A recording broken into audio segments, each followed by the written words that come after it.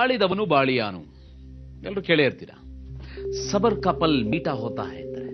ಅಂದ್ರೆ ತಾಳ್ಮೆ ಅನ್ನೋದು ಸ್ವಲ್ಪ ಕಹಿ ಅನ್ಸುತ್ತೆ, ಪರವಾಗಿಲ್ಲ, ಆದ್ರೆ ಅದರ ಫಲ ಇದೆಯಲ್ಲ ತುಂಬಾ ಸಿಹಿಯಾಗಿರುತ್ತೆ ಅಂತ. ತಾಳ್ಮೆ ಇದ್ರೆ ಪರ್ವತವನ್ನೇ ದಾಟಬಹುದು ಅಂತ ಹೇಳ್ತಾರೆ. ಚಿನ್ನದಂತ ಮಾತಲ್ವಾ. ಆದರೆ ತಾಳ್ಮೆಯಿಂದ ನೋವನ್ನ ಸಹಿಸಿಕೊಳ್ಳೋದ್ರ ಮೂಲಕ ಏನಾದರೂ ಸಾಧನೆ ಮಾಡೋದಕ್ಕೆ ಸಾಧ್ಯ ಅಂತ ಇದ್ದಾರೆ ನಮ್ಮ ಇವತ್ತಿನ ಅತಿಥಿ. ಬನ್ನಿ ಸ್ವಾಗತ ಮಾಡೋಣ ಉತ್ತರ ಪ್ರದೇಶದ ಮೀರಟ್ನಿಂದ ಬಂದಿರುವಂತಹ ನಕುಲ್ ಆನಂದ್ ಅವ್ರನ್ನ.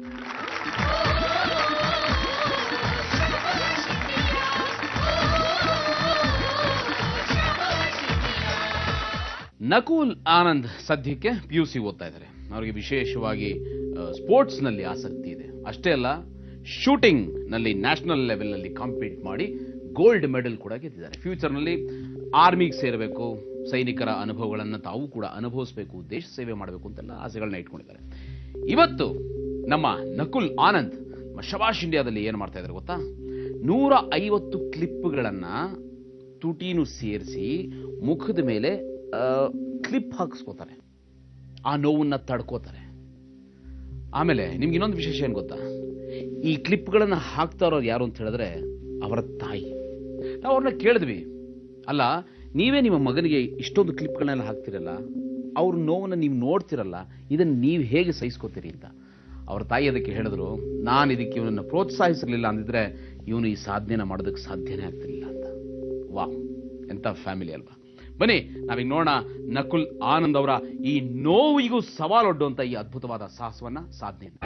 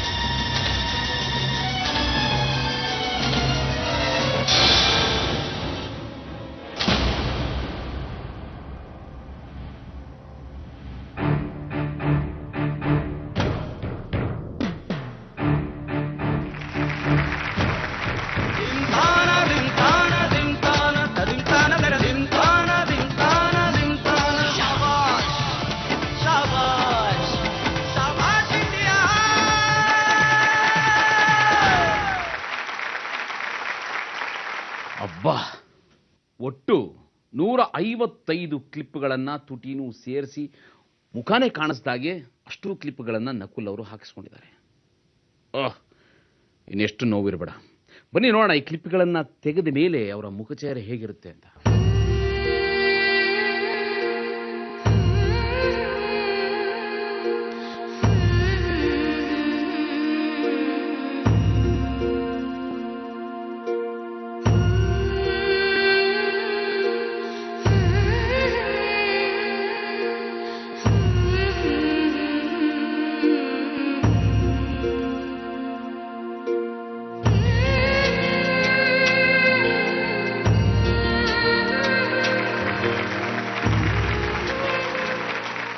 ಗುರಿ ಸಾಧನೆ ಹಾದಿನಲ್ಲಿ ಎದುರಾಗೋ ಎಲ್ಲಾ ನೋವುಗಳನ್ನ ಮೆಟ್ಟಿ ನಿಲ್ಲೋನೆ ನಿಜವಾದ ಸಾಧಕ.